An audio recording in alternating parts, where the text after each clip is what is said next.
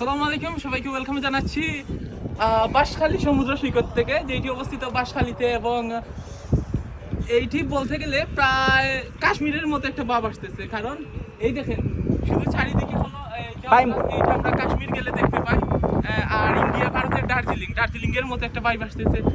আর এই যে একটা জায়গা, এটা একটা দ্বীপের মতো একটা জায়গা, কিন্তু আমার চারিপাশে দেখতেছেন যে বিদ্যুতের কোনো সংযোগ নাই, কিছু নাই, এমনকি নেটওয়ার্কও ভালো করে পাওয়া যায় না। তো আমরা এখানে আজকের রাত স্টে করব। আমাদের এখানে দেখতে পাচ্ছেন একটা ঘর আছে, এইখানে আমরা থাকবো খোলা করে। আমরা আজকের রাতটা স্টে করব, এখানে ক্যাম্পিং হবে এবং আশা করতেছি অনেক সুন্দর একটা আমাদের ট্যুর হবে। আর এটা হলো চট্টগ্রামের বাঁশখালী উপজেলা, চট্টগ্রামের পাশে। আর ওইদিকে হলো সাগরের একটা অংশ।